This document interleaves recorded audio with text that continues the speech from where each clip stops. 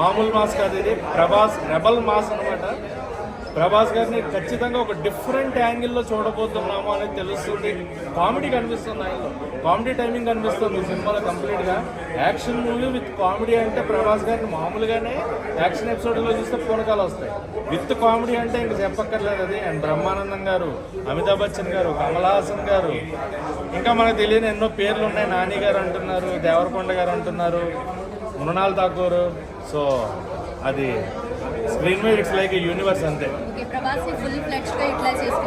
కంప్లీట్గా యూటిలైజ్ చేసుకున్నారు. అసలు ఏం తగ్గింది. నెక్స్ట్ లెవెల్ ట్రైలర్ సినిమాకి థియేటర్లు పగిలిపోవడం కాదు. హాలీవుడ్ మూవీలో వచ్చి టాలీవుడ్లో ఆడుతుంటే టాలీవుడ్ మూవీ హాలీవుడ్ రేంజ్లో తీసిన తర్వాత ఎక్కకుండా ఎందుకు ఉంటుంది? అది కూడా మన రెబల్ స్టార్. అసలు ఆ క్వశ్చనే తప్పు. అలాంటి వాడిని ఏం లేకపోవచ్చు, ఇది అలాంటి దాన్ని మించి ఆడుతున్నాను కదా. హాలీవుడ్కి మనం గట్టిగా ఒక ఛాలెంజ్ ఎదుర్కొన్నాం. హాలీవుడ్ వాళ్ళే కాదు, మామూలుగా బాహుబలితోనే మనం సమాధానం ఇచ్చేస్తాం. కానీ సమాధానం కాదు, వాళ్ళకు ఒక ఛాలెంజ్ విసురుతున్నాం.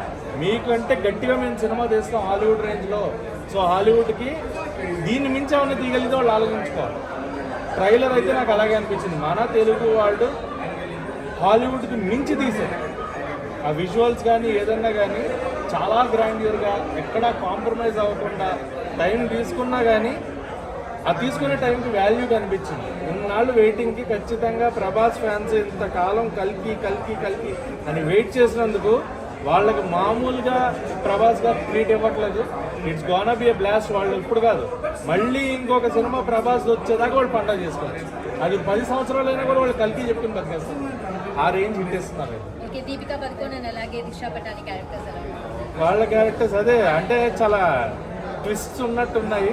ఆ ట్విస్ట్స్ అండ్ టర్న్స్ ఏంటి అనే సినిమా వస్తే కానీ తెలీదు. దీపికా పదుకొనే గారు బేబీ క్యారీ చేస్తున్నారు. ఎవరా బేబీ అంటే అదొక క్వశ్చన్ మార్క్లో ఉంది. మళ్ళీ అది ప్రభాస్ గారా ఒకరిని కాపాడాలి నేను అంటూ అమితాబ్ బచ్చన్ గారు ఆ బేబీని కాపాడటం చూసాం.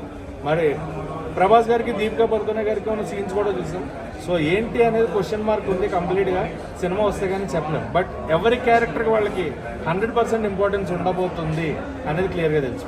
అండ్ బుజ్జి గురించి మెయిన్గా, బుజ్జి థియేటర్లో ర్యాంప్ ఆడేస్తుంది. వెయిట్ చేయండి.